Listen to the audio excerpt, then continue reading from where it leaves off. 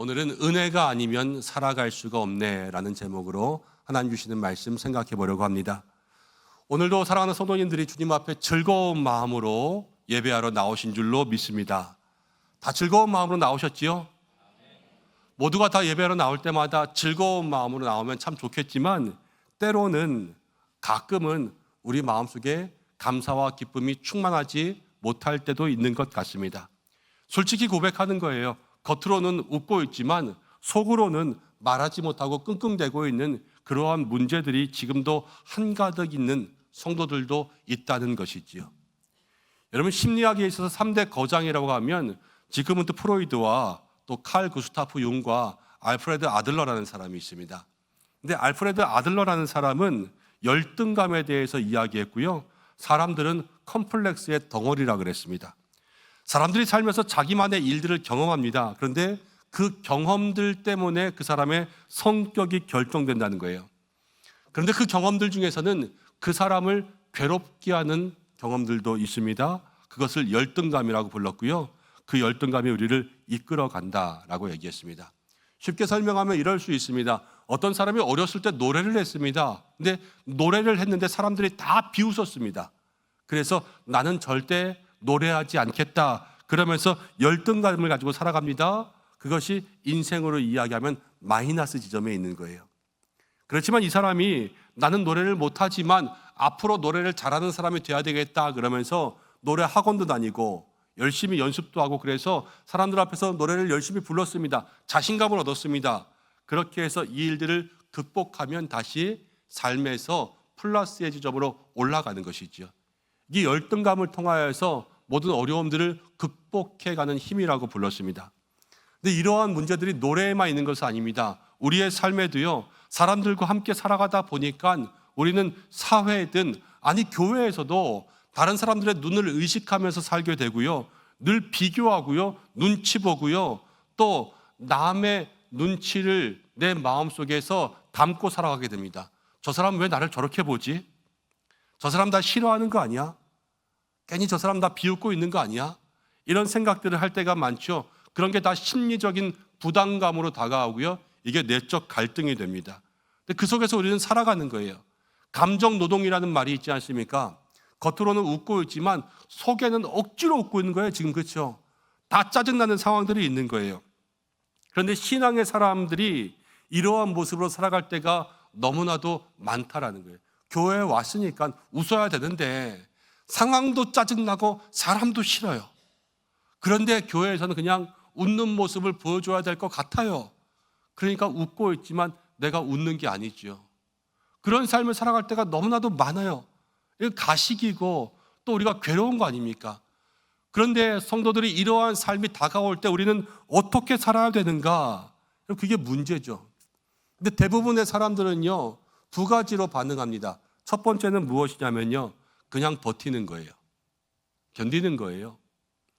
우리 아들들이 군대에 가면 그런 말 합니다. 국방부 시계는 거꾸로 두어도 간다. 힘들지만 그냥 살다 보면 사라지는 거예요. 나이 드신 목사님들과 목회에 대한 이야기를 하다 보면 목사님들이 이런 말 합니다. 목회가 무엇이냐 그러면요, 목회는 사랑이래요. 그런데 그런 말씀을 하십니다. 사랑은 무조건 참는 거래요. 목회는 참다 보면 되더라. 참다 보면 되더라. 참으면서 살아가라는 거죠. 근데 목회만 그렇습니까? 여러분들의 삶이 다 그렇죠.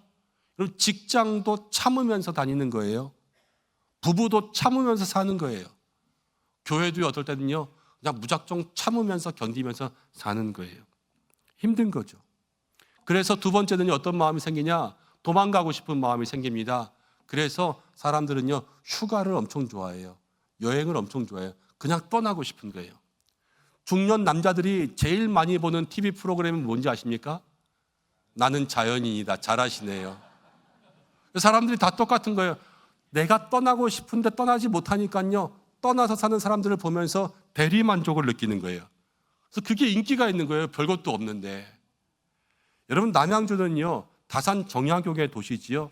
정약용 선생님이 두 가지의 복을 이야기했습니다. 첫 번째는 열복을 얘기했고요. 두 번째는 총복을 얘기했습니다. 열복이라는 것은 우리가 성공하고 승리했습니다. 이겼습니다. 그래서 행복을 누리는 게 열복이고요. 청복이라는 것은 아무것도 없어요. 그런데 그냥 산속에 들어가서 계곡에 발 담그고 이렇게 하늘 쳐다봤을 때 그냥 마음이 행복한 것, 이게 청복이라 그랬어요. 사람들은요 늘 이 두 가지 사이에서 살아가는 거예요. 늘 지면요 이기고 싶어요. 이겨서 열복을 누리고 싶어요. 근데 열복을 누리고 있으면요 사람들이 괴롭혀요. 괴롭히니까 청복을 누리고 싶어요. 어디 훌쩍 떠나고 싶어요. 그런데 이러지도 못하고 저러지도 못해요. 그러면서 거기서 망설이고 살아갑니다. 그냥 버티고 견디는 거예요. 그러니까 삶에 행복이 없죠. 믿음의 사람들은 그럴 때 어떻게 살아가야 할까라는 것들을 생각해 보셔야 된다는 거예요. 시편 123편입니다. 오늘 이 시편은요 성전에 올라가서 드리는 기도이지만 이 순례자, 이 나그네, 이 예배자 역시 우리와 똑같은 극한 상황 가운데 처해 있는 것을 보게 돼요. 오늘 말씀은 무엇이냐? 이 순례자가요 하나님 앞에 나왔습니다. 성전을 올라와서 기도합니다. 그런데 기도의 시작이 어떤가 봐야 돼요. 3절과 4절에 이렇게 이야기합니다. 심한 멸시가 우리에게 넘칩니다. 안일한 자의 조소와 교만한 자의 멸시가 우리 영혼에 넘치나이다. 지금 예배드리러 왔습니다. 예루살렘에 왔습니다. 하나님 앞에 기도합니다. 마음이 편하지가 않아요.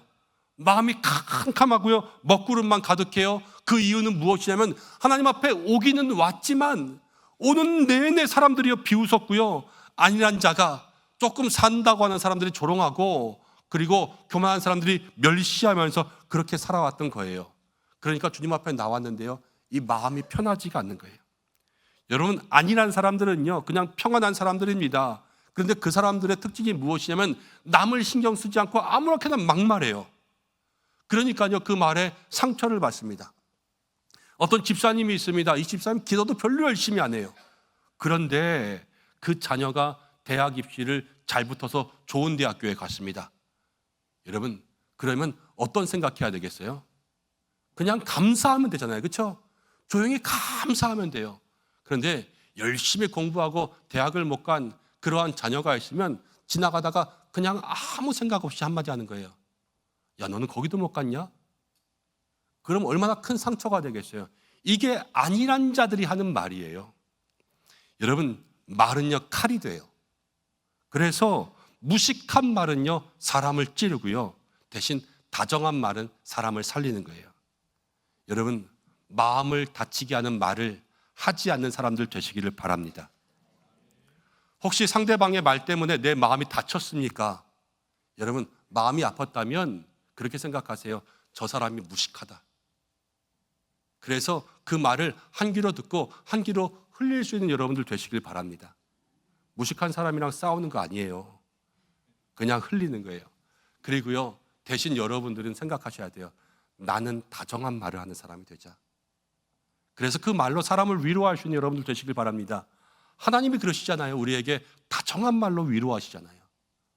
그것을 닮아갈 수 있는 믿음의 사람들 되시기를 바랍니다. 그리고 교만한 사람들은 멸시해요.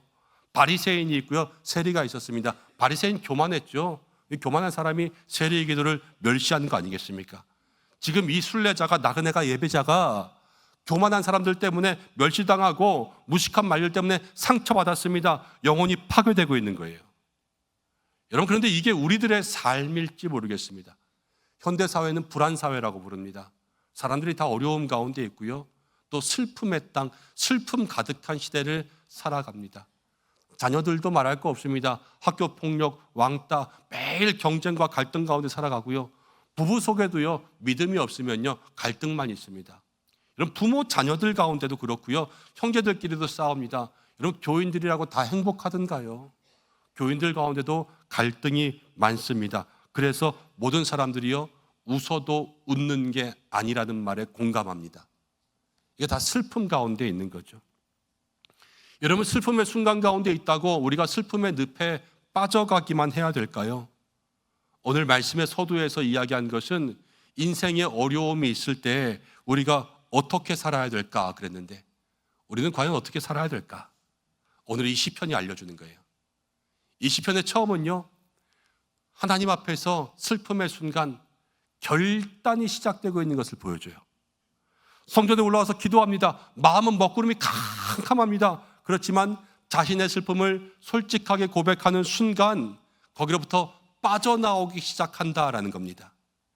1절을 보니까 이렇게 이야기합니다. 하늘에 계시는 주여, 내가 눈을 들어 주께 향하나이다. 여러분, 슬픔과 고통에서 빠져나올 수 있는 첫 번째 방법은 무엇이냐? 한번 따라해 보겠습니다.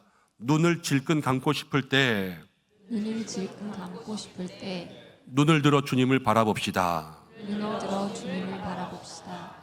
그렇습니다. 눈을 질끈 감고 싶을 때가 있어요. 그런데 그때도 눈을 들어 주님을 바라보는 거예요. 여러분, 언제 눈을 질끈 감고 싶어요?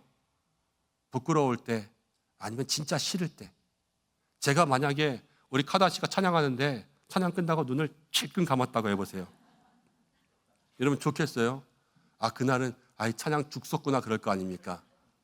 여러분들도 제가 설교 끝났는데 눈을 질끈 감아보세요. 그럼 제가 어떻겠어요? 이게 다 눈을 질끈 감고 싶을 때가 있어요. 그렇지만 하나님 우리에게 말씀하시는 것은 그때 눈을 떠서 주님을 바라봐야 된다는 거예요. 그때 회복의 은혜가 임할 줄로 믿습니다. 한 사람이 전쟁에 나갔어요. 열심히 싸우고 있는 중에서 화살을 맞았습니다. 그 사람이 생각하는 거예요. 이 화살이 어디서 날아왔을까? 왜 내가 맞았을까? 사람들이 많은데 왜 하필 날까? 누가 쐈을까? 어느 각도에서 쐈을까? 왜 못 피했을까? 방패를 들고 있지 않았을까? 이런 것들을 생각하는 순간에도 계속해서 피는 흐르고 있겠지요. 여러분, 그때는 이 사람은 다른 게 없어요. 빨리 의무병을 부르는 거예요. 의무병 불러가지고요, 이 화살을 치료하고 후방에 가든지 계속 싸우든지 하는 것이 이 사람이 살아나는 길입니다. 여러분, 우리가 그렇다는 거예요. 마음에 상처가 있습니다. 영혼이 파괴되고 있습니다. 저 사람이 나를 힘들게 했습니다. 아니, 저 사람은 왜 그래? 내가 뭘 잘못했기 때문에? 도대체 왜 그러는 거야? 언제부터 그런 거야? 여러분, 이런 것들을 생각하기 시작하면 원망은, 불평은 끝이 없고요, 그렇게 생각하는 순간에도 내 영혼은 병들어가고 있는 거예요. 그렇지 않습니까? 그럼 그때 필요한 것은 무엇이냐? 의무병을 빨리 부르는 것처럼 우리에게는 불러야 될 분이 있습니다. 누구시냐? 하나님 그 한 분을 부르는 거예요. 여러분, 그때 우리의 마음에 회복이 시작될 줄로 믿습니다. 하나님을 부르면 어떠한 일이 일어날까? 여러분, 아브라함을 생각해 보시기 바랍니다. 아브라함이요, 큰 실수를 저질렀습니다. 그 실수는 무엇이냐면 애굽에 내려갈 때에 자기의 아내를요, 동생이라고 속였어요. 거짓말 친 거예요. 믿음의 조상이 거짓말하고 내려갔습니다. 그런데 여러분, 성경을 보면요, 하나님께서 그 거짓말을 책망하지 않으세요.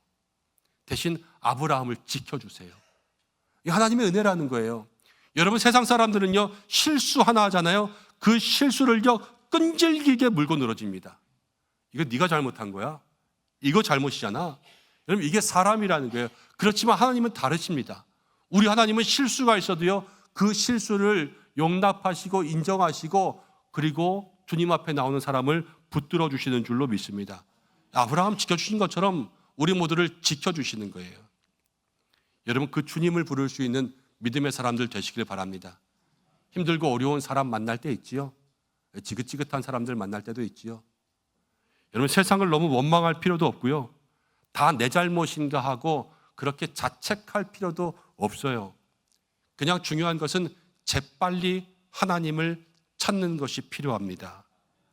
눈을 들어 주님을 바라보면 주께서 안식 주실 줄로 믿습니다. 이 시편의 내용을 가장 잘 표현한 복음성가가 있어요. 이 시간 한번 좀 불러봤으면 좋겠습니다. 괴로울 때 주님의 얼굴 보라. 괴로울 때 주님의 얼굴 보라.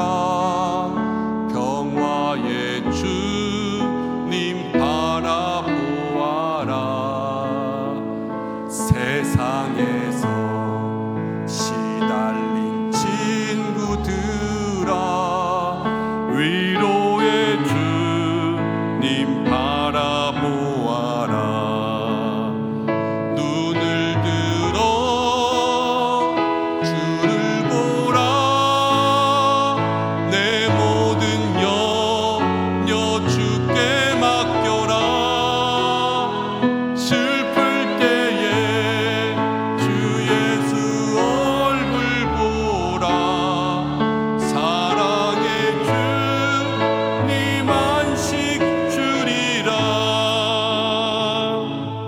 그렇지요. 세상에서 시달린 친구들아, 위로의 주님 바라보아라.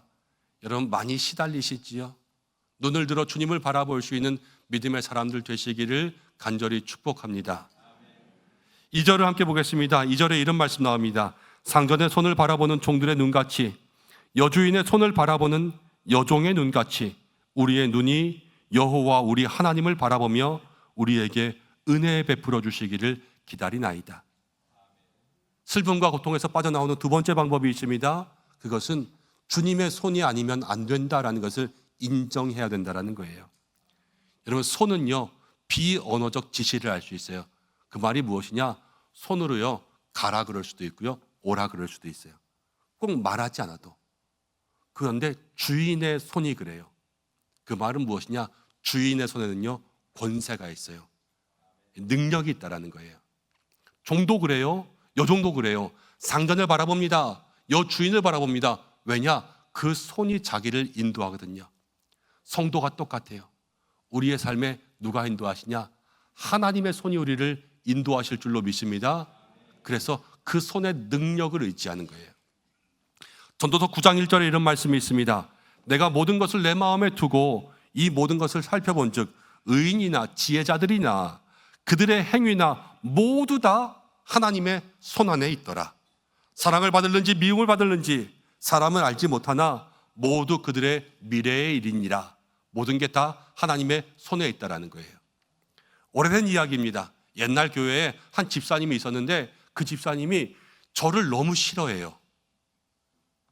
눈이 저를 싫어하고요, 표정이 저를 싫어하고요, 말이 싫어하고요, 행동이 저를 너무 싫어해요. 그래서 사람들에게 물어보았습니다. 저 집사님은 왜 저를 싫어하냐고. 그랬더니 사람들이 그러는 거예요. 저 사람이요 목사님이요 기생오라비처럼 생겨서 싫대요. 억울한 마음이 드는 거예요. 여러분, 기생오라비 봤어요? 도대체 어떻게 생겼길래 그러는 거예요? 답답하잖아요. 뭐 말을 못한다거나 아니면 싸납다거나 성격이 그렇다거나. 그럼 내가 고치겠구만. 생긴 걸 어떻게 고쳐요? 답답한 거예요. 그 다음부터 그 집사님에게 가서 친한 척합니다. 인사도 열심히 했습니다. 악수도 건넸습니다. 밥 먹으면 옆에 가서 앉았습니다. 아이들 칭찬도 많이 해줬습니다. 그런데 저를 좋아할까요? 싫어할까요? 싫어하는 거예요. 나중에 스트레스가 생겼습니다. 나중에 마음에 미움이 생기더라고요. 왜 나를 싫어하는지. 근데 어느 날이었습니다. 그 집사님이 손가락에 금이 갔어요. 할렐루야. 쌤통이더라고요. 진짜 이 마음에 그런 생각이 들었어요. 그런데 그 순간 마음이 팍 내려앉았어요. 목사가, 성도를 사랑하는 그러한 마음을 가져야 되는 목사가 나를 그렇게 미워한다고, 그 손가락 다쳤다고 내 마음속에 고소한 거예요. 그러면 안 되잖아요. 하나님 앞에 회개하기 시작했어요. 내 마음이 병들었구나. 이건 마음이 병든 거예요. 건강하면 견딜 수 있는데요, 건강하지 못하니까 그게 싫은 거예요. 그래서 병들었어요. 병든 마음을 주님 앞에 회개했습니다. 기도했습니다. 그리고 지나가다가 그 집사님 만날 수 있는 기회가 돼서 둘이 있을 때 그 집사님 제가 기도할게요. 그러면서 손가락을 붙들고 기도했습니다. 근데 마음이 그래서 그런지 기도하면서 눈물 나고 콧물 나고 그랬어요. 그러면서 울면서 기도했습니다. 그런데 하나님께서 은혜를 주셨어요. 금간 손가락이 붙은 건 아니었어요. 그렇지만 금가 있던 마음을 붙여주셨어요.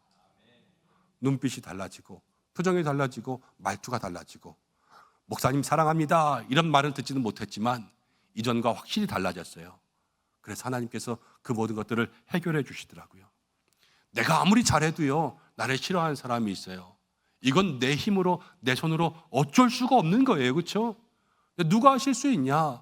주님의 손이 역사하시면 할 수 있게 되더라고요.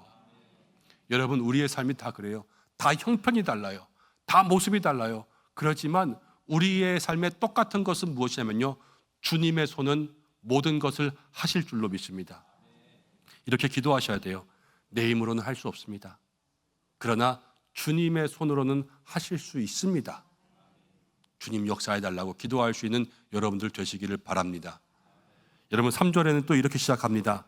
3절 읽어보겠습니다. 시작. 여호와여 우리에게 은혜를 베푸시고 또 은혜를 베푸소서. 심한 멸시가 우리에게 넘치나이다. 조롱이 넘칩니다. 멸시가 넘칩니다. 이 시인이 구하고 있는 것은 은혜를 베푸시고 또 은혜를 베푸시고 또 은혜를 주시옵소서 이렇게 구하고 있습니다. 왜냐? 여러분들 기억하셔야 돼요. 성도는요, 은혜가 없이는 살 수가 없는 거예요.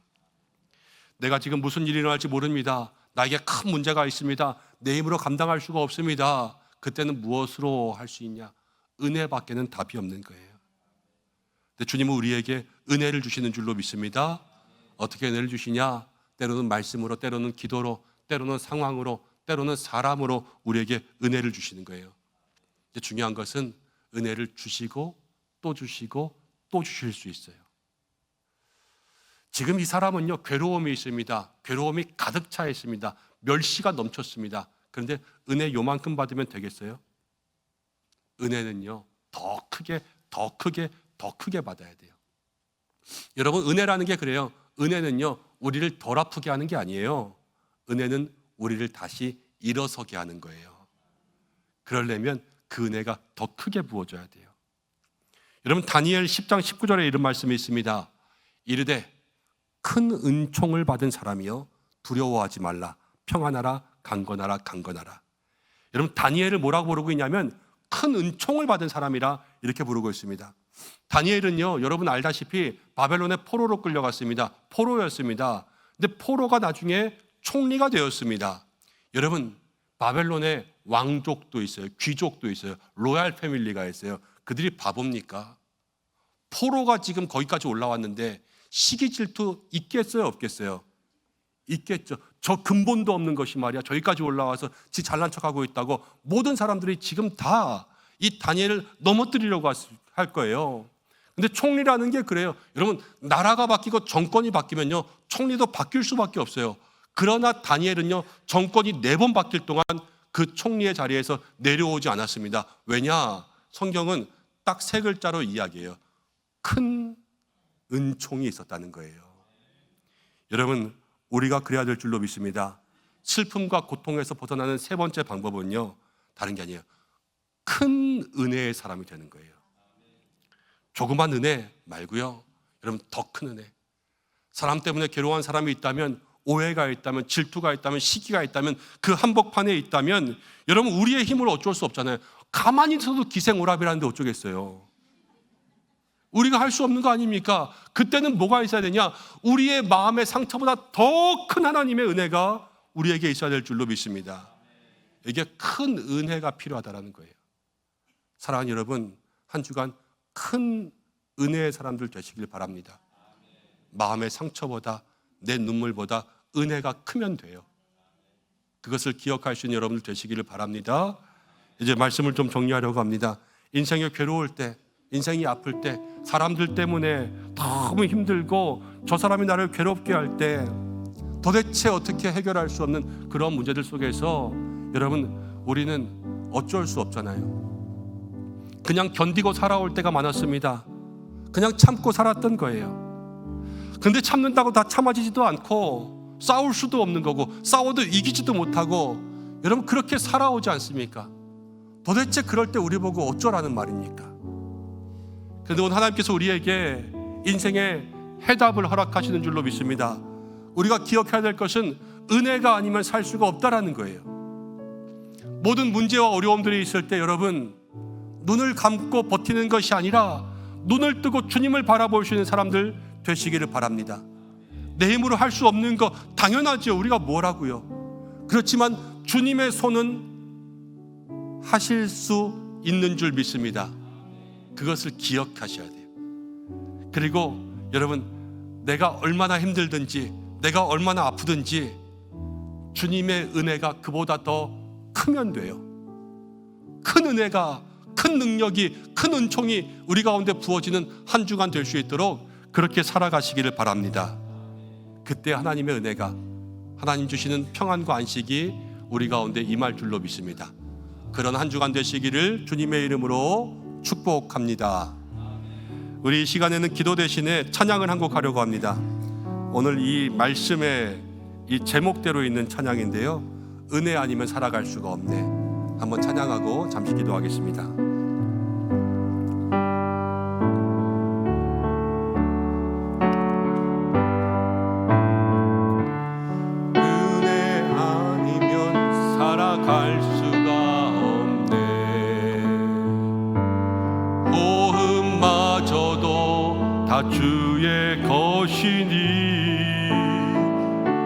세상 평안과 위로 내게 없어도 예수, 오직 예수뿐이네. 우리 한 번만 더.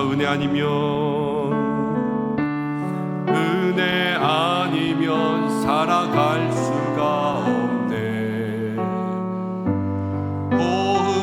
호흡마저도 다 주의 것이니 세상 평안과 위로 내게 없어도 예수, 오직 예수뿐이네. 귀신 계획 다 볼 수도 없고 작은 고난에 지쳐도